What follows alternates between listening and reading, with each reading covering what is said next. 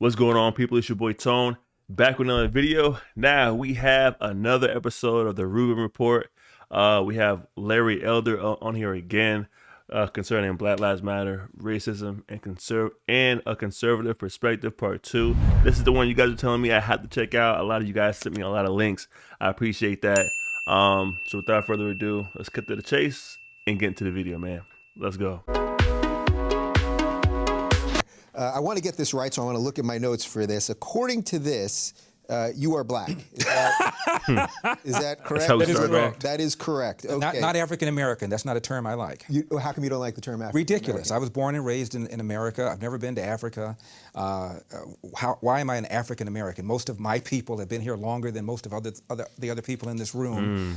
Yet most people don't have a hyphen. I'm an Italian American, Greek American, Romanian American. It's an absurd term. It's a term that Jesse Jackson almost single-handedly crammed down the throats of our media, and after Jackson began to talk about why blacks should have some connection to Africa, all of a sudden, New York Times, LA Times, all of the media began using that expression. It's ridiculous. Yeah. I mean, I personally don't use the term African American that much 100%. Because one time I had a guest on the show and I referred to her as African American. She said, well, I'm actually Jamaican. So, you know what I mean? So I guess that goes to your point. And I remember reading one time, Dave, somebody was given a description of some suspect who had done some crime, was running away, and he was described as an African American. How do you know where he was from? Could have been from Africa, could have been from Jamaica, could have been from Canada. So what do you make of that when someone like, because I know you really rail against Jesse Jackson and these guys on the left that use, and I want to talk a lot about identity politics. Okay. So the guys that use these phrases, what are they going for there? Well, what is the goal there? The goal is to tell black people that we're victims, that discrimination and racism remain major problems in America when in fact they don't. And they want black people to vote for the Democratic Party. The Democratic Party gets 95% of the black vote, and the reason they get it is because blacks are convinced that the #1 issue facing the country right now is social justice, racist white cops, discrimination, systemic racism, microaggression, whatever new word they come up with, and it's a bunch of nonsense. The #1 problem domestically facing this country is a breakdown of the family. And President Obama said it, I didn't. A black kid, or kid, not just a black kid, a kid raised without a dad is 5 times more likely to be poor and commit crimes, 9 times more likely to drop out of school, and 20 times more likely to end up in jail. So you're far more likely to end up in jail without having a dad than you are because of a white racist cop. Right. So, but you wouldn't not acknowledge that there are some systemic issues. Now, right there, he laid out a lot of stats. And to be honest, you guys, I agree with almost 100% of what he just said. So, again, we have Larry Elder. So far, so good. Last time we had him on here, he spit off facts as well. So, and again, this isn't a left-right kind of thing. It's just to get to the facts and find the common ground. You know what I mean? So let's continue. Give me an example. Tell me what you think the most systemic racist issue is. What is it? Well, I would say that because black people in many cases, were descendants of slaves, that racism as an institution, that it just, a certain amount of it just exists. 2015? Give me the most blatant racist example you can come up with right now. I think you could probably find evidence that, in general, cops are more willing to shoot if the perpetrator is black than white. What's your basis for saying that? Last year... Well, look, I know a lot of people would say, look what's going on in Chicago. I know what they would say. I'm talking about what the facts are. 965 people were shot by cops last year and killed. 4% of them were white cops shooting unarmed blacks. In Chicago in 2011, 21 people were shot and killed by cops. In 2015, there were 7.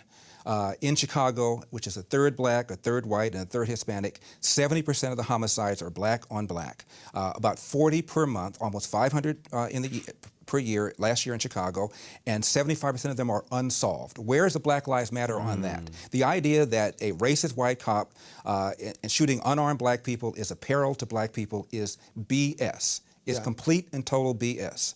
And the reason for these so-called activists saying this is the assumption that racism remains a major problem in America. The media, CNN, especially MSNBC, runs down whenever a black cop shoots somebody, and it's some march on Washington. It's ridiculous. Black people, half the homicides in this country are committed by and against black people. Last year there were 14,000 homicides, not talking about suicides, I'm talking about homicides. Half of them were black, 96% of them black on black of that 7,000. Where's the Black Lives Matter people on that? Now here, I like how he stated his views very clearly, and then he followed with straight statistics proving his theory correct. So I mean, he listed off several facts and statistics. Let's see what Rubin has for the reply, man. I'm interested. Let's go.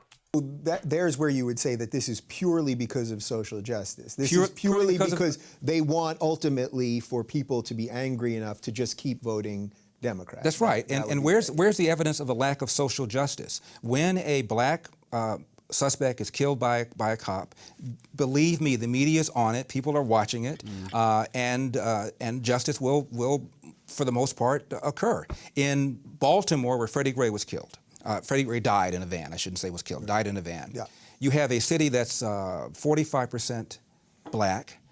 City council is 100% Democrat. The majority of city council is black. The top cop at the time was black. The number 2 cop was black. The majority of the command staff is black. The mayor is black. The AG is black. And yet here we are talking about racism. I mean, it's absurd. Yeah. It's absurd. So it's funny, I find myself caught in between this a little bit as a liberal, where I want to always try to defend the other. I think for Rubin, it would have been a stronger case if he would have came with the incarceration, not like rate, but the length of time for similar crimes. That would have been a better argument in my opinion. But of course, let me know what you guys think down below. Let's continue.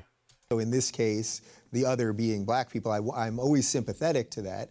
And that, at the same time, I hear you laying out a pretty solid case. These are just the facts. I'll tell you something else, too. There was just a study, University of Washington. And it turns out cops were more reluctant, more hesitant to pull the trigger against a black suspect than a white suspect, probably because of the fear of being accused of racially profiling and the fear that the civil rights establishment was going to come down on them. So if anything, whites are more likely to be shot by a cop under certain circumstances than a black person. And in the last 30 or 40 years, the percentage of suspects killed by cops who are black has declined 75%. However, the percentage of whites killed by cops has flatlined. Yeah. And so if anything, people are more concerned about shooting black people for fear that they're going to be called racist. And almost every one of these incidents, whether it's Eric Gardner in New York, who died because he was selling Lucy's and resisted arrest, whether it's Tamir Rice in Cleveland, who was twirling around the gun, whether it's Michael Brown in Ferguson, who had just committed a strong arm robbery, almost every one of these incidents involves somebody resisting arrest. Why don't you just do what the police tell you? My dad said when I get pulled over, have my hand at 10 o'clock, have my hand at 2 o'clock, say yes, sir, say no, sir, make sure my paperwork is in order, and if I feel the cop is mistreating me, get a badge number and deal with it later on. If Jesse Jackson and Al Sharpton and... So I'm going to pause there. So he has a valid point here, but we all have seen those one-off cases where you do follow like all the instructions for the police officer and you're respectful. And you see the police officer continually to, I guess, trying to make you act out of character by just being over aggressive and just commanding you to do things outside of the norm. A great channel that I watch a lot is Audit the Audit. And on that channel, I'll link it down below.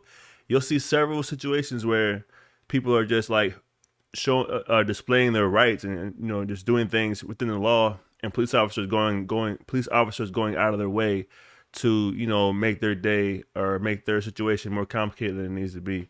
So I do agree with what he's saying though, but we also have to consider those one-offs where the customer or the cop just has one of those days and he's not taking no crap from nobody and he's not trying to have nothing. So we have to take that into consideration as well. Let's go. Obama and the whole group of them told black people to do that, we'd have a lot fewer of these things to deal with in the first place. Yeah.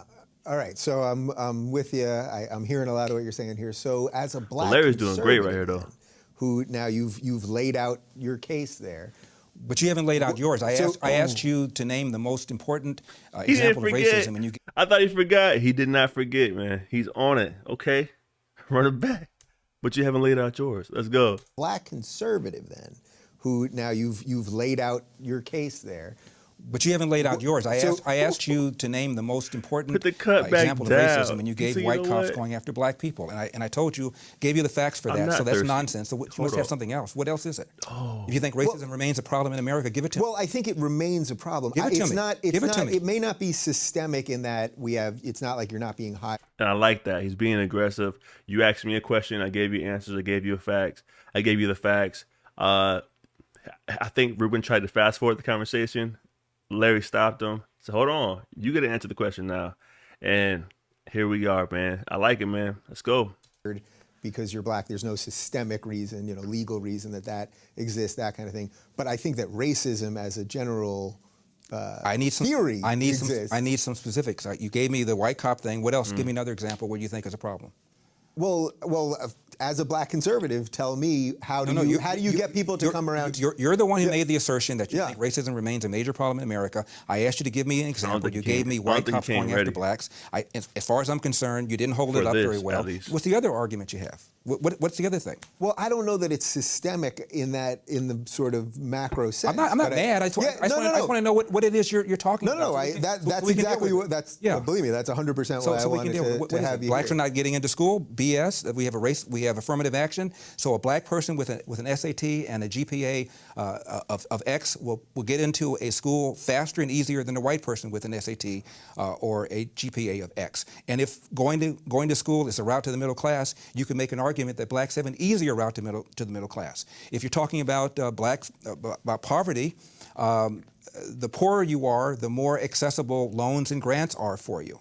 The problem, the biggest burden that black people have, in my opinion, again, is the percentage of blacks, 75% of them, that are raised without fathers. And that has every other social negative consequence connected to it. Crime, not being able to compete economically in the country, being more likely to be arrested, that's the number one problem facing the black community. And when I hear people tell me about systemic racism or unconscious racism, I always say, give me an example, and almost nobody can do it. So the family stuff. So I'll follow your logic there on the family stuff. What can actually be done Now I'm about thirsty. that then? I mean, Let's go. That's a big reverse the welfare state. In 1890, 1900, you look at census reports. A black kid, believe it or not, was slightly more likely to be born to a nuclear intact family than a white kid. Even during slavery, a black kid was more likely to be born under a roof with his biological mother and biological father than today. What's happened is we launched this so-called war on poverty in the 60s, where literally Lyndon Johnson sent people knocking on doors. I lived in the 60s, and people knocked on doors apprising women of their availability to welfare, provided there was no man in the house. And we went from 25% of blacks being born outside of wedlock in 65 to 75% right now. And you look at how much money that we spent on welfare, and the lines are parallel. It was a neutron bomb dropped on this country, not just on the black community, but on people in general. At one time, only about 5% of whites were born outside of wedlock. Now 25% of whites are born outside of wedlock. I was in college in 1970, and there was a report called the Moynihan Report, The Negro Family, A Case for National Action. It was written by a liberal, by a man who became a Democratic senator from New York. And at the time, 25% of black kids were born outside of wedlock. He said, my God, this number is horrific. If we don't do something about it, it could get even higher. Well, fast forward, 25% of white kids are now born outside of wedlock. It is the number one problem in this country, and what we've done, in my opinion, is we've economically incentivized women to marry the government, and we've allowed men to abandon their financial and moral responsibility. And now we have this. So do you and the left has done this. Right. Okay. So do you think then that as a black conservative, that the biggest issue is it's impossible to have this conversation? Right. Like the stuff we're talking about right now is rarely really discussed in the media. You know, you've written some books about it, and it's people talk about it every now and again, but we rarely have this discussion because, and this is where I will agree with you, that the left has made language such a problem, and everyone's so trigger-warned and safe-spaced that we're afraid that if you have this conversation, that somehow I'm going to come off racist.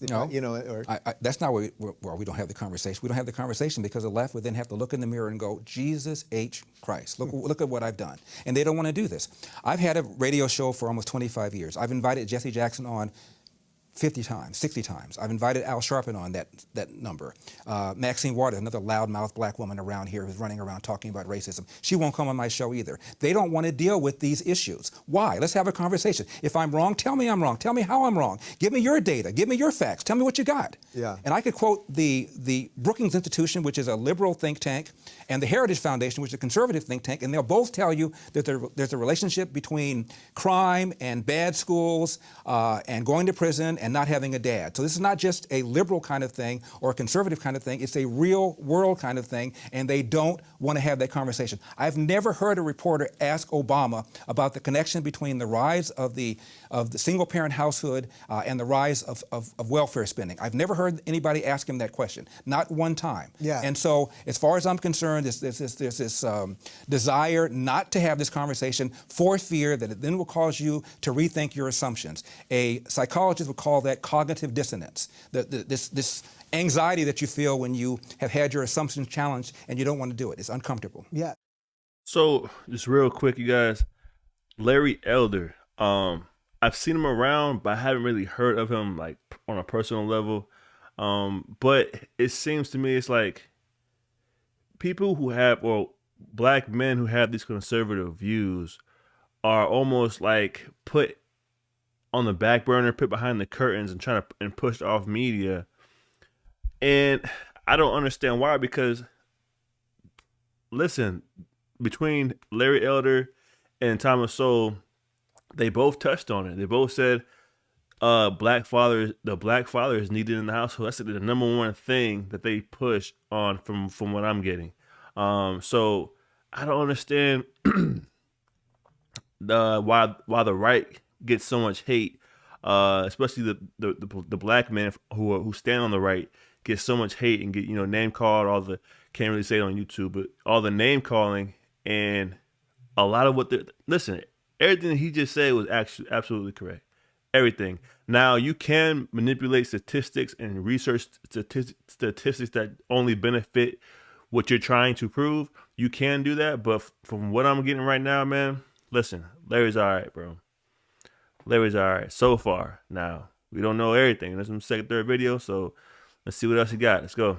So how then would someone like you, or someone that believes in what the things that you're talking about, how do you wrestle away a little bit of the narrative from the Black Lives Matter folks? Because obviously I tell the truth. You care about the same things. Of course, right? I do. I tell the truth. I talk about the number one cause of preventable death for young white men is car accidents. The number one cause of preventable death for young black men is homicide committed by other young black men. I tell the truth. I give the facts.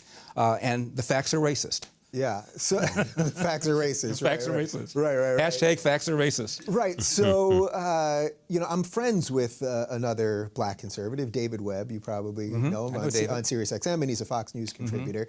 And I had been doing a progressive show a while back, and I was on with someone, and they didn't know him personally, nor knew that I was friends with him. Right. And they kept saying he's the token black guy on Fox. Right.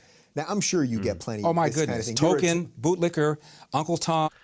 See, now, like me, I don't like terms like that, because once you put a label on somebody like that, you stop listening. You stop listening to the conversation. You stop trying. You stop passing information. So, me personally, I don't like Uncle Tom's, all that name labeling. That's a grown man right there. So he has his own opinion. If just because you don't agree with his opinion, doesn't mean he's not for black people. That doesn't mean he's not for white people. That doesn't mean that. You know what I mean? So. Let's continue, man. Sambo Tom, coconut as in brown on the outside, white on the inside, Oreo, same concept, the Antichrist. Man, you got a whole list. Because they've got to malign somebody like me. I am a bigger threat to their whole ideology than almost anybody else. A black guy who does not believe that he's a victim, a black guy who believes in hard work and personal responsibility, a black guy who doesn't believe in handouts, a black guy who doesn't believe in the welfare state, a black guy who doesn't believe in affirmative action. I am the antithesis of everything they stand for, and therefore I can't just be dealt with facts and rebutted with facts. I've got to be maligned. I've got to be cast away. I've got to be treated as if I'm Darth Vader. That's what the left does. So that's interesting, and again, this is where I've really struggled with my guys on the left, Because in a way, that is actually showing It's racist. Of course it is. That's It's bigotry. right, because that's I don't have the same right to have an opinion as somebody else. I've never heard Rush Limbaugh be called anti-white because he criticizes Hillary and the left. But I criticize black left people, and I'm anti-black. It's bigotry. It's racism. Calling somebody an Uncle Tom is as offensive as calling somebody an N-word lover. Yeah. So when it comes to that term though, and like I said before, I don't agree with that, but I'm okay with you calling out the issues of the black community as a black man, 100%. Just as long as you can turn back around and critique your own party, you can critique your own members and the decisions they make. I think a lot of times when the right side, you see a black conservative, all they really do is critique the left, critique liberals, critique over there. Hey, listen, for me, I'll respect you a lot more if you can critique your own party as well. That way, we can all be on our P's and Q's with our facts and our statistics and on the same page. Because remember, this isn't a left or right thing. You know what I mean? This isn't a left or right country. We're all one country. We're all together in this thing, just trying to make it better. And once we remove those colors and the angles, it'll benefit everybody, man. So let's keep it going. To the black community and politics. So I got you on a bunch of this stuff. The black community in a lot of ways isn't for some of the things that the Democratic Party is for, right? Because the black community a lot of times, and it has a lot to do with the church, is more socially conservative. The only thing that connects black people to the Democratic Party, in my opinion, is this notion of social justice and this notion that racism remains a major problem in America. Look down the list of things that black people like and support. Blacks are more pro-life than whites are. Blacks were more anti-gay marriage than whites were. That's one of the reasons that proposition passed here in California, is because of the way blacks and browns voted. Again, I didn't vote that way, but it's the way a lot of blacks and browns did. Blacks want to be wealthy. One of the reasons Donald Trump is getting about 25% of blacks, which is 5 times, by the way, the percentage that Mitt Romney got, is because of Donald Trump's swagger and his being proud that he's made money.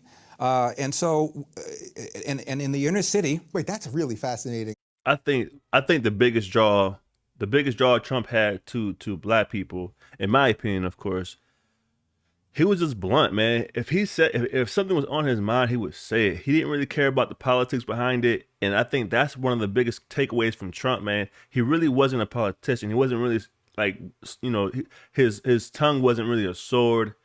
He just said whatever he wanted to. And for the normal American, for the normal person, we can relate to that level of realness, that level of just down to earth.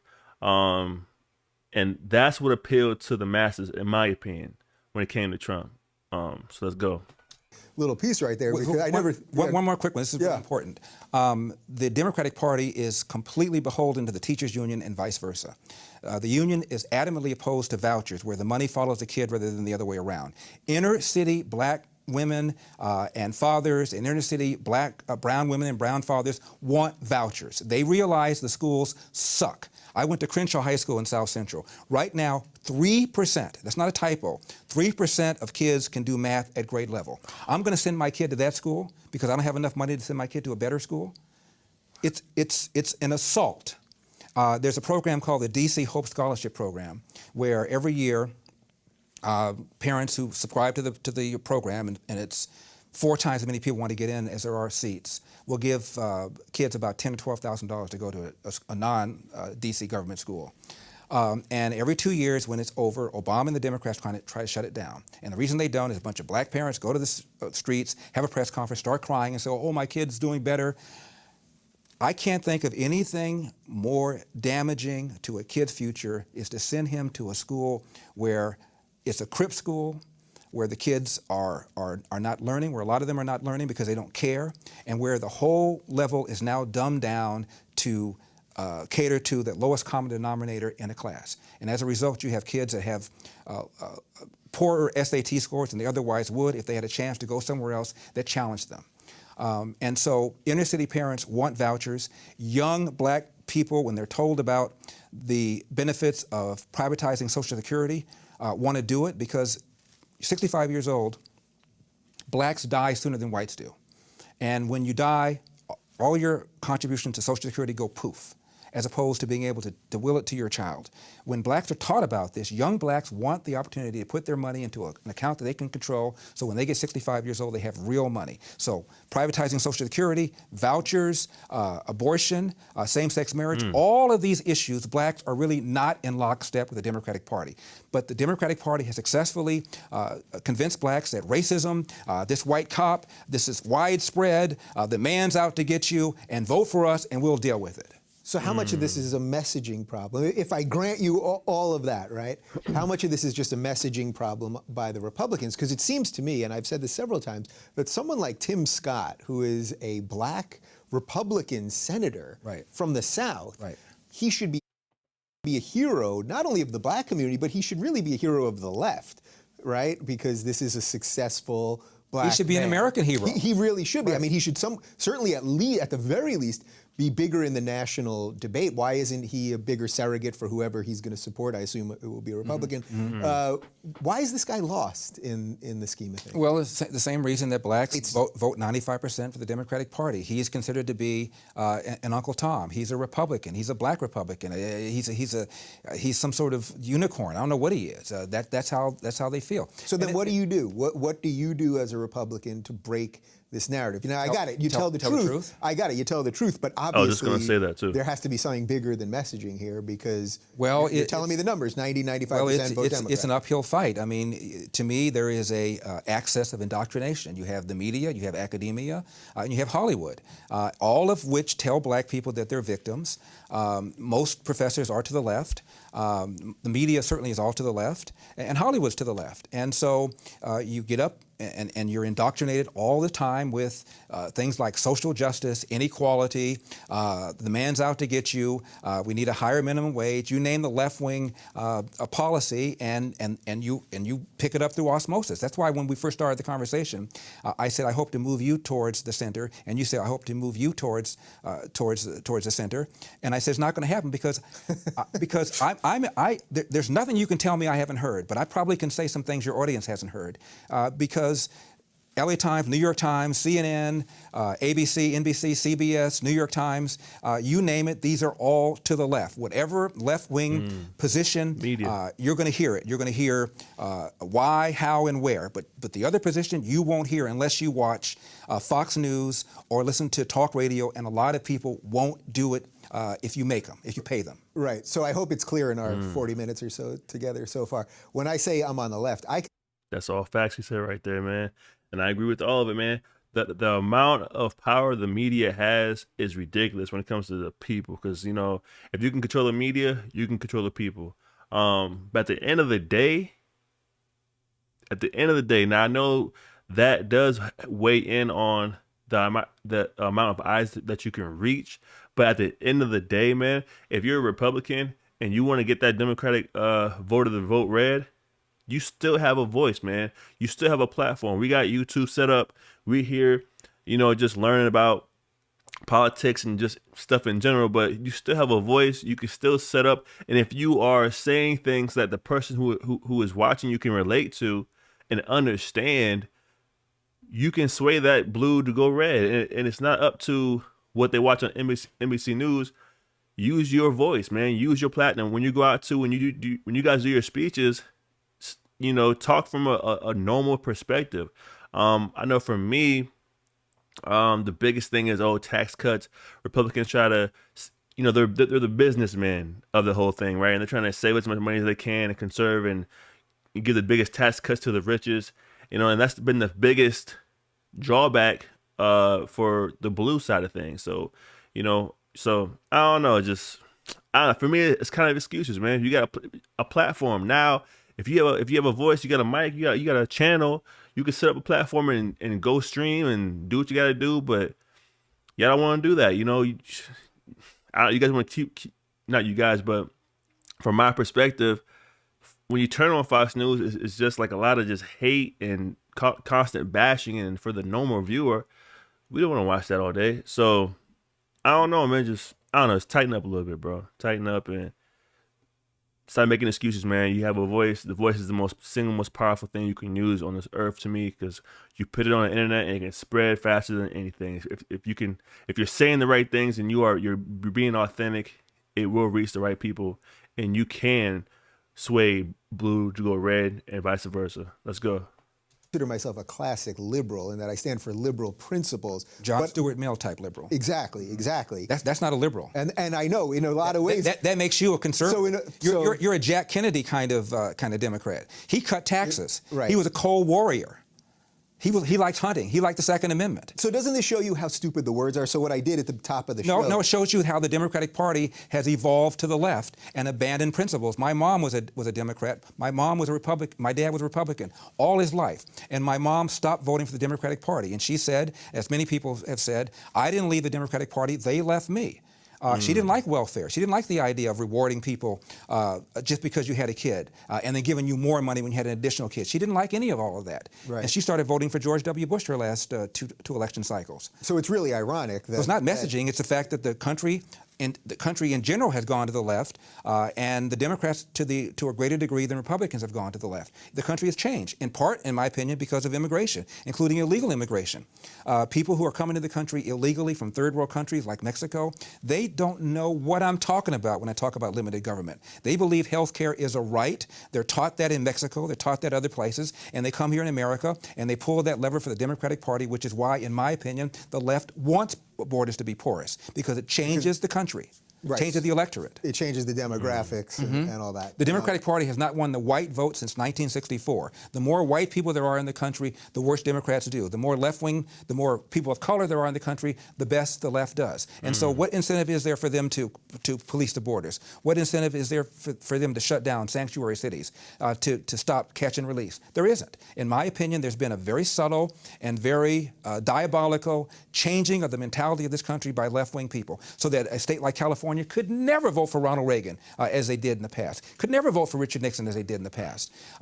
You have New York and California, just write them off. And there's 10 or 12 states now that we fight over. Everything else is now written off. It's ridiculous. All right, so there you guys have it, man. Larry Elder, the Rubin Report, touching on several different topics. And again, man, Larry Elder came with the facts. He definitely won that little conversation. I wouldn't even call it a debate, but he won that back and forth by a landslide, right? He came in, he came ready. He was ready for the questions.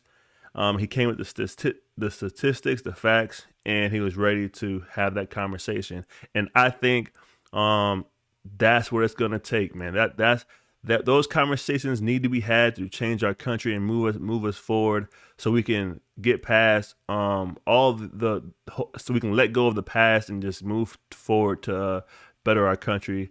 And you know, everybody's coming together, you know what I'm saying, and just work together, bro. So great conversation. My subscribers and you guys are leaving some great, fantastic comments down below, recommending tons of great material. Keep it coming, you guys. If you guys enjoyed this video, make sure you guys click like, subscribe to this content. And listen, man, this is great. So until next time, peace.